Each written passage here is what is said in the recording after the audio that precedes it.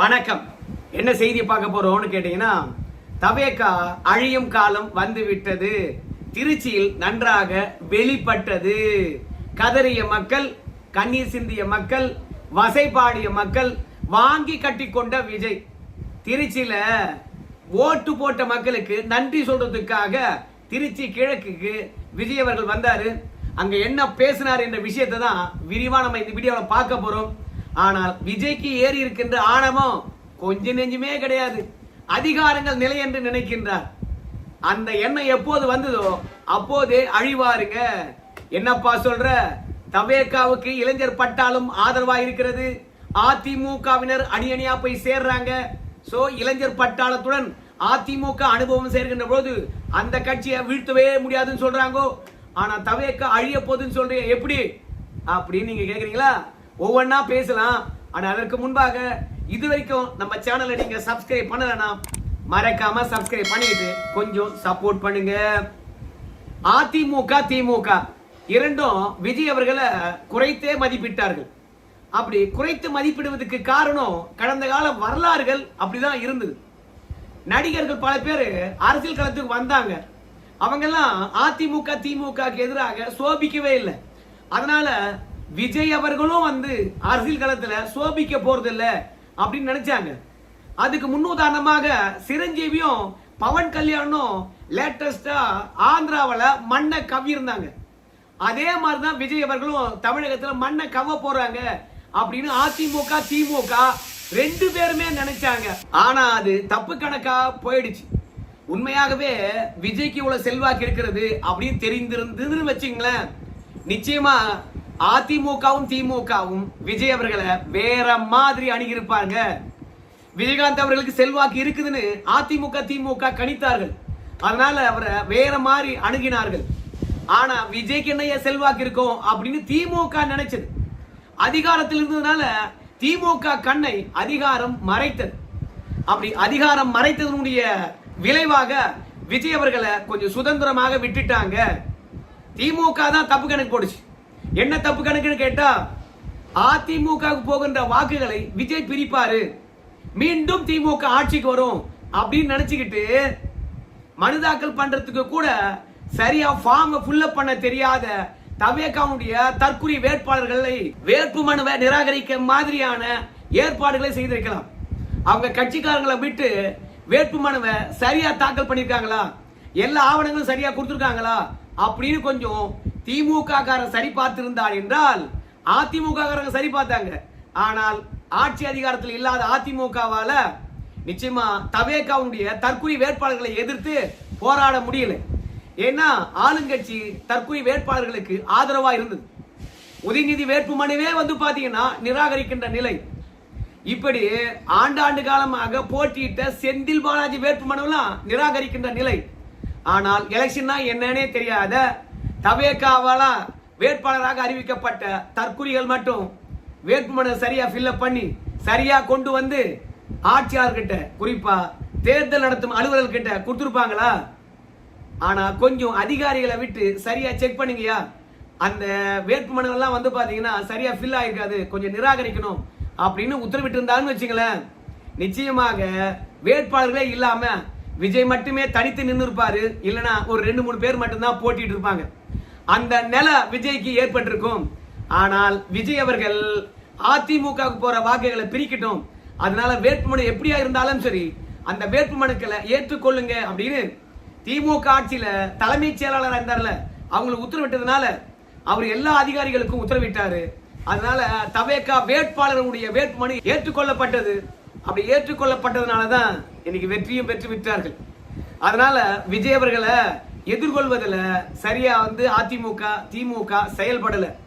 ஆனா இப்ப விஜய் யாருன்னு அவங்களுக்கு நல்லாவே தெரிஞ்சு போச்சு.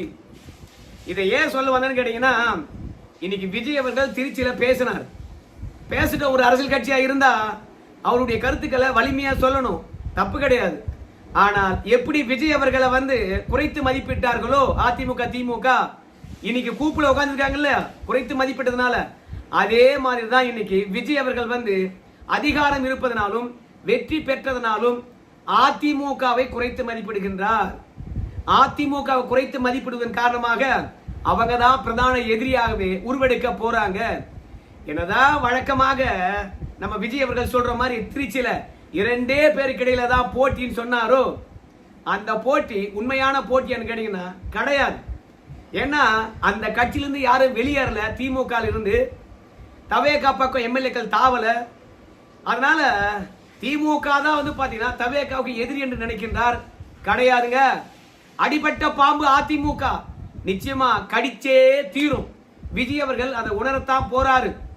நிச்சயமாக இன்னைக்கு நான் சொல்றேன், அதிமுகவால தான் விஜய் அவர்கள் ஆட்சியை இழக்க போறார். எங்களுக்கு இடையில யார் வந்தாலும் சரி என்ன ஆவாங்கன்னு தெரியாது. அவங்க எடா கூடமா ஆயிட்டாங்கன்னா அதுக்கு கம்பெனி பொறுப்பே இல்லை அப்படின்னு அதிமுகவை சொல்றாரா இல்ல பாஜகவை சொல்றாரான்னு தெரியல. ஆனால் முதலமைச்சராக இருந்து ஒரு கட்சி தலைவராக இருந்து மேடையில் அரசியல் பேசுகின்ற போது கவனமா பேசணும். ஆனா அப்படி ஒரு கவனம் இருக்கிற மாதிரியே தெரியல. எல்லாரையும் அலட்சியமா பேசுற மாதிரியே இருக்குது. அதுலயும் அதிமுகவை தீர்ந்து போன சக்தி என்று சொல்றார். தேர்தலுக்கு முன்பும் சொன்னேன், தேர்தலுக்கு பின்பும் சொன்னேன், 2 பேருக்கு இடையில தான் போட்டி அப்படின்னு சொல்லிட்டு அதிமுகவை குறைத்து மதிப்பிடுகின்றார். பாருங்க, திமுக வரலாறு கூட்டணி இல்லை என்றால் அது வெற்றி பெறவே முடியாது. அதனால திமுக தனித்து விடப்பட்டிருக்கிறது. அதிமுக கிட்டதான் இன்னைக்கு கூட்டணி இருக்கிறது. அதே மாதிரி நம்ம விஜயுடன் போயிட்டு ஒரு 4 எம்எல்ஏக்கள் சேர்ந்துட்டாங்கன்னா, ஒரு 10-20 நிர்வாகிகள் சேர்ந்துட்டாங்கன்னா அதிமுக காலி ஆயிடுச்சு அப்படின்னு விஜய் அவர்கள் நினைச்சாருன்னா சத்தியமா சொல்றேன், அவருடைய கணக்கு தப்பு கணக்கு. இன்னைக்கு கூட அதிமுக தொண்டை ஒருத்தன் உயிரிழந்து விட்டார். அந்த தொண்டன் மாதிரியே வந்து அதிமுக தொண்டர்கள் இன்னும் உயிர்ப்புடன் இருக்கின்றார்கள், கொலை வெறியுடன் இருக்கின்றார்கள்.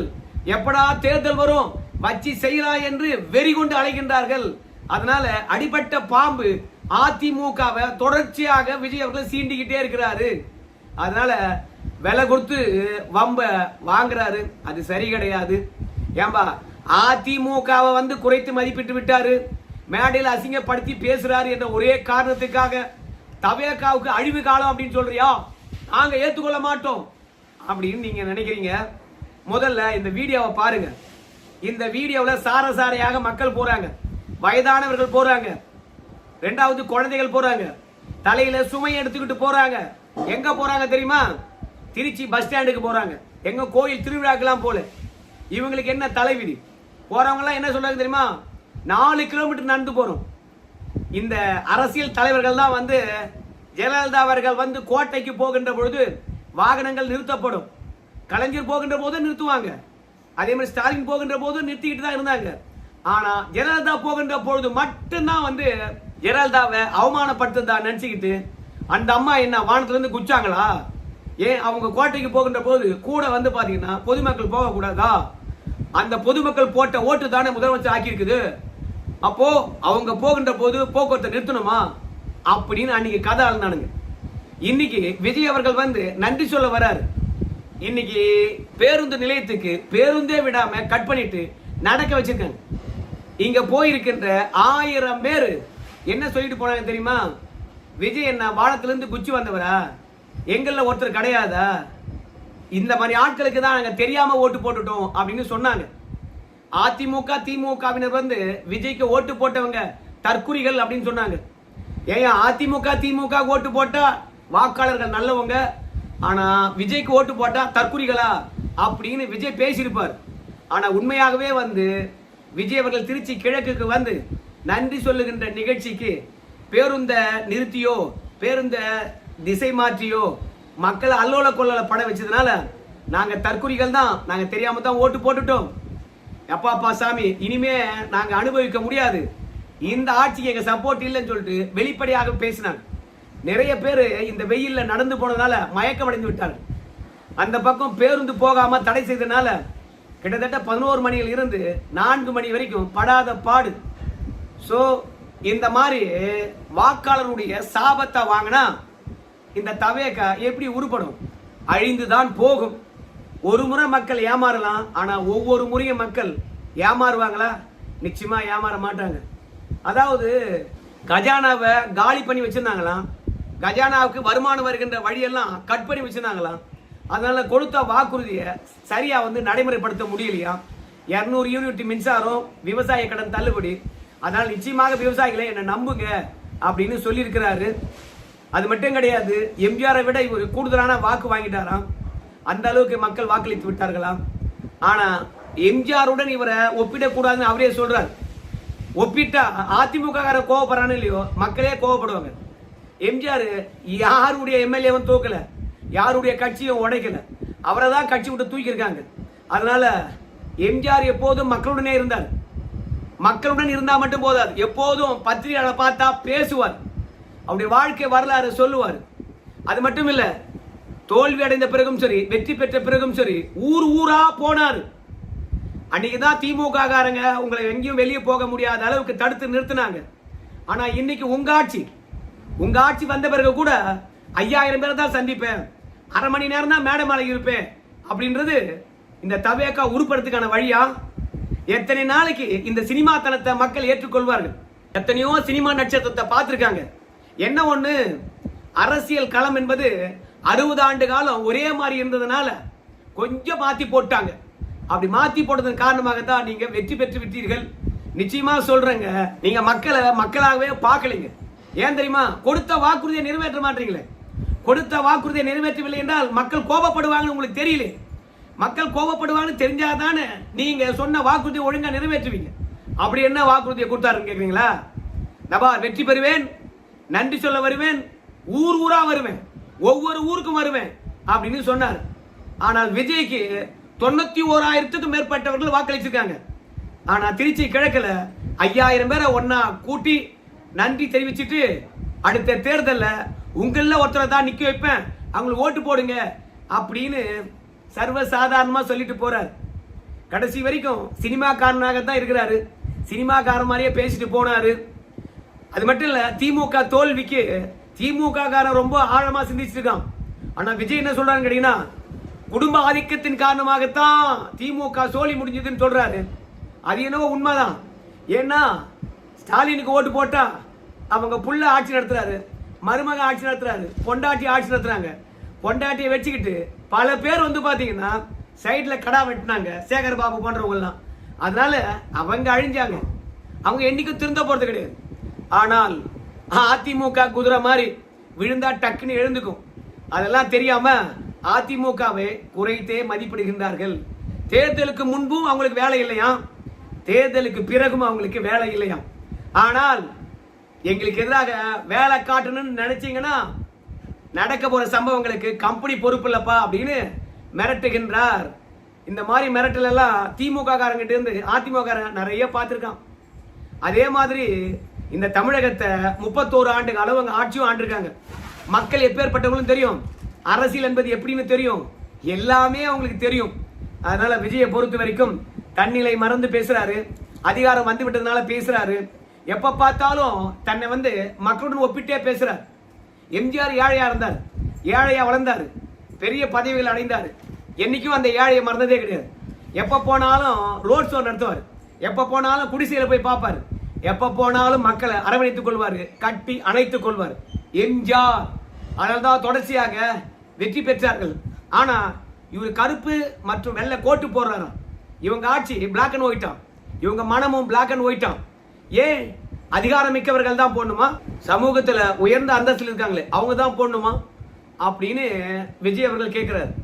விஜய், நீங்க ஏழையா பிறக்கல, ஏழையா வளரல. ரெண்டாவது, நீங்க இப்போதும் ஏழை இல்லை, பல கோடிகள்ல புரண்டவங்க. கேரவேன் இல்லாம உங்களால வெளியே வர முடியாது. அதனால சாமானிய மக்களுடன் உங்களை ஒப்பிட்டு பேசாதீங்க. ஏன் அவங்க தான் கோட்டு போடணுமா, நம்ம எல்லாம் கோட்டு போடக்கூடாதா அப்படின்னு கேட்கறீங்க தெரியுமா? அதுவே திமிர்தனம் தான். மக்கள் என்ன நிலையில் இருக்கிறாங்கன்னு தெரியல. சட்ட ஒழுங்கை பற்றி நாம் ஏதோ குறை சொல்றோமா? எல்லாம் சந்தி சிரிக்கிறது. ஆட்சிக்கு வந்தா கால அவகாசம் தரணுமா? யோ, நீ என்ன கால அவகாசம் கொடு நான் கேட்ட? ஆட்சிக்கு வந்த மறுநாளே மாற்றத்தை உணர்வீர்கள், மாற்றத்தை உணர்வீர்கள் சொல்லி நீதையா கத்தன. ஆனா நல்ல மாற்றம் ஐயா. திருச்சிக்கு வருகின்ற போது பல ஆயிரம் மக்கள் பஸ் ஸ்டாண்டுக்கு நடந்தே போனாங்க ஐயா. நீ ஆட்சிக்கு வந்த, உன் திட்டத்தை ஏதாவது செயல்படுத்துவோன்னு பார்த்தா ஸ்டாலினுடைய 1000 ரூபாயை கொடுத்துக்கிட்டே இருக்க. நல்ல மாற்றத்தை எதிர்பார்த்தோம். பல பெண்கள் கற்பழிப்பு, பல இடங்கள்ல பேருந்து கிடைக்கல, மின்வெட்ட பார்த்தோம், 10 ரூபாய் வாங்கியிருந்தாங்க பாட்டிலுக்கு, இப்போ மணமகள் மன்றத்தில் 20 ரூபாய் வாங்கிட்டு இருக்காங்க. அது மட்டும் கிடையாது, குடிநீர் கேட்டு போராடுகின்ற கொடுமையை பார்க்கணும். அது மட்டும் இல்ல, திமுக ஆட்சியில தான் கும்பல் படுகொலைகள் துரத்தி துரத்தி கத்தியால வெட்டுறது, பட்டியலின மக்களா பார்த்து வெட்டுறதா இருந்தது. ஆனா உன் ஆட்சியில அதை விட கொடூரமாக நடக்கிறது. அதனால விஜய் ஆட்சி எந்த விதத்திலும் மாற்றம் இல்லை. மாற்றம் இல்லாததை மக்கள் உணர்ந்து கொண்டு இருக்கின்றார்கள். அது மட்டும் இல்லையா, உன்னுடன் எப்போதும் ஒரு கொசுறு தொத்திக்கிட்டே வருது இல்ல, அந்த கொசுராலையும் உன்னுடைய மதிப்பு கெட்டு போய் தான் இருக்கிறது. அதனால விஜய் பொறுத்த வரைக்கும் தன்னிலை மறந்து பேசுறாரு. தன்னை வீழ்த்துவதற்கு ஆளே இல்லை என்று பேசுறாரு. வீழ்த்துவதற்கு அரசியல் தலைவர்கள் தேவையில்லை, உங்களை வீழ்த்துவதற்கு மக்களே போதும். கண்டிப்பா மக்கள் உணர்ந்து கொண்டிருப்பார்கள். நீங்க கோட்டைக்கு போகின்ற போது உங்களை பார்க்கறதுக்கு வரிசையில ஏகப்பட்ட பேர் வருவாங்க. ஆனா இப்போது கோட்டைக்கு போறீங்க, உங்களை பார்க்கறதுக்கு யாராவது வராங்களா? வரல. அப்ப மாற்றம் ஏற்பட்டு போச்சு. இப்ப கூட நீங்க நன்றி அறிவிப்பு கூட்டத்துக்கு வந்தீங்க, ஒரு முறை வந்திருக்கீங்க, மீண்டும் வேற ஊருக்கு போங்க நன்றி அறிவிப்பு கூட்டத்துக்கு, உங்களை பார்க்க எவனும் வரமாட்டான். ஆர்வம் குறைஞ்சு விடும். உங்களுக்கு ஓட்டு போட்டதே திரை கவர்ச்சியின் காரணமாகத்தான். அதனால எதுவும் கொள்கை பார்த்து கோட்பாடை பார்த்து மாற்றம் வேண்டும் என்று சொல்லிட்டு தேனாரும் பாலாரும் ஓடும் விஜய் ஆட்சியில் அப்படின்னு நினைச்சிட்டு யாரும் ஓட்டு போடவே இல்லை. இன்னைக்கு கையாற்றவங்களும் அதே தற்குறிகள் தான். உன் வாகனத்துக்கு பின்னாடி ஓடி வந்து இன்னைக்கு கீழே விழுந்தவனும் அதே தற்குறி தான். பொதுமக்கள் யாரும் உன் பின்னாடி வரல. எவ்வளவு தற்குறிகள் தமிழகத்தில் இருந்தாங்களோ அந்த தற்குறிகள் உங்களுக்கு ஓட்டு போடுது 34.5. ஆனால் உங்களுக்கு எதிராக கிட்டத்தட்ட 65.5% பேர் எதிர்த்து ஓட்டு போட்டிருக்காங்க. அதனால எல்லா மக்களும் உன் பின்னாடி வந்துட்டு மாதிரியும் உன்னையே ஆதரிக்கிற மாதிரியும் கற்பனையில மிதக்காத. அழிவு வெகு விரைவில் அடுத்த தேர்தலே பார்க்கலாம். அதிமுக காரன காரி துப்பிருக்கார் விஜய். இனிமேலாவது அதிமுக காரனுக்கு சூடு சொன்ன வருதான்னு பொறுத்து பார்க்கலாம். சமூக வலைதளத்துல அதிமுக விஜய வச்சு செய்யறாங்க. ஆனால் மக்கள் மன்றத்திலும் நீதிமன்றத்திலும் விஜய் அவர்களை வச்சு செய்கின்ற போதுதான் மும்முனை தாக்குதல்ல நிலை குலைந்து போயிடுவாரு. சோசியல் மீடியா, மக்கள் மன்றம், நீதிமன்றம், இது மூன்றையும் அதிமுக இப்போது கையில் எடுக்கிறதோ அப்போதே விஜயனுடைய வீழ்ச்சி ஆரம்பமாயிருக்கும். பொறுத்து பார்க்கலாம் அதிமுக என்ன பண்ணாங்கன்னு சொல்லிட்டு. இவ்வளவு நேரம் பார்த்த நண்பர்களுக்கு நன்றிங்க.